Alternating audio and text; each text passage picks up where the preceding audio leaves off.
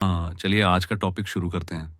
अगर आपने पिछला चैप्टर नहीं देखा है, तो जाकर चैनल में देख लीजिए। Chapter 6 commentary. जो मुक्के तू नहीं मारता वही सबसे ज़्यादा थकाते हैं। मतलब ये कि चाहे तू अग्रेसिव इन्वेस्टर हो या डिफेंसिव, ज़िंदगी में क्या करना है, उतना ही इम्पोर्टेंट है जितना कि क्या नहीं करना है। इस चैप्टर में ग्राम अपने डोंट्स यानी क्या गलती नहीं करनी चाहिए वाले टिप्स देता है। Junk yard dogs. High yield bond जिन्हें ग्रामर सेकंड ग्रेड या लोअर ग्रेड बोलता था और आजकल लोग जंक बॉन्ड कहते हैं, इनको ग्रामर ने सीधा रिजेक्ट कर दिया।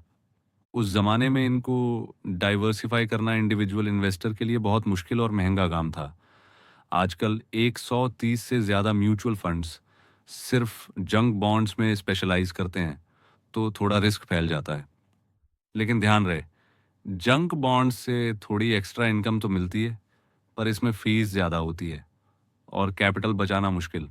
अगर तू रिटायर हो चुका है और पेंशन के साथ थोड़ा एक्स्ट्रा मंथली इनकम चाहिए तो थोड़ा हिस्सा डाल सकता है, वरना ये बस साइड ऑप्शन है, कोई ज़रूरी चीज़ नहीं। World of hurt. WorldCom का एग्जाम्पल देख भाई, सिर्फ यील्ड देखकर बॉन्ड खरीदना वैसा ही है जैसे सिर्फ सेक्स देखकर शादी करना। जब मेन चीज सूख जाएगी तो तू पूछेगा, अब बचा क्या। 2001 में वर्ल्डकॉम ने 11.9 अरब डॉलर के बॉन्ड बेचे और बड़े बड़े पेंशन फंड्स ने भी खरीद लिए, सिर्फ 8% यील्ड देखकर। लेकिन हकीकत ये थी कि कंपनी पहले से ही इंटरेस्ट चुकाने के लिए लोन पर लोन ले रही थी। और हुआ वही, 2002 में कंपनी दिवालिया हो गई। अर्निंग्स में 7 अरब डॉलर की हेराफेरी पकड़ी गई और बॉन्ड होल्डर्स के पैसे का 80% डूब गया। मॉरल, सिर्फ हाई यील्ड देखकर कभी मत फंसना। वोडका और बुरीटो पोर्टफोलियो। ग्रैम के टाइम में फॉरेन बॉन्ड्स भी बेकार माने जाते थे, लेकिन आजकल कुछ लोग इमर्जिंग मार्केट्स जैसे ब्राजील, मेक्सिको, नाइजीरिया, रशिया वाले बॉन्ड फंड्स में पैसा डालते हैं। रिस्क तो ज्यादा है, लेकिन इनका फायदा ये है कि ये यूएस स्टॉक मार्केट के साथ हमेशा सिंक नहीं चलते, तो थोड़ी बहुत रिस्क डाइवर्सिफिकेशन हो जाती है। लेकिन कुल बॉन्ड पोर्टफोलियो का 10% से ज्यादा मत लगाना। Dying a trader's death. Day trading equals financial suicide.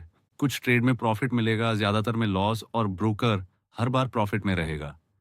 जब तू स्टॉक खरीदने या बेचने में बहुत ईगर होता है तो प्राइस तू खुद बढ़ा घटा देता है। इसे कहते हैं मार्केट इम्पैक्ट कॉस्ट। ये कभी ब्रोकरेज स्टेटमेंट में नहीं दिखेगा, लेकिन तेरा नुकसान असली होगा।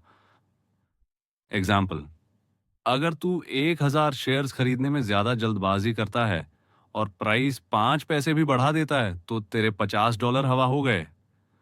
ऊपर से ट्रेडिंग कॉस्ट 2% से 4% प्रति ट्रांजैक्शन, और टैक्स शॉर्ट टर्म गेन्स पर 38.6% तक जोड़ दे तो तुझे सिर्फ ब्रेक इवन करने के लिए 10% प्रॉफिट कमाना पड़ेगा। रिसर्च साफ बोलती है, जितना ज्यादा ट्रेड करेगा उतना कम बचेगा। पेशेंस ही असली इन्वेस्टर की ताकत है। The early bird gets worm. IPO का चक्कर।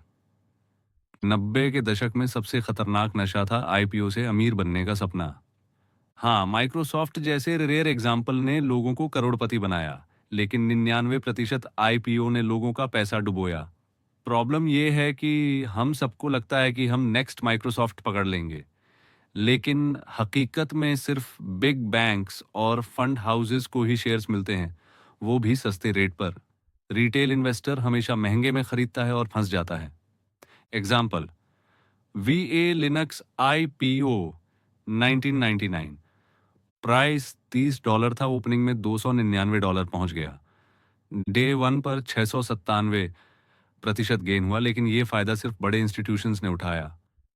3 साल बाद स्टॉक $239 से गिरकर $1.19 पर आ गया।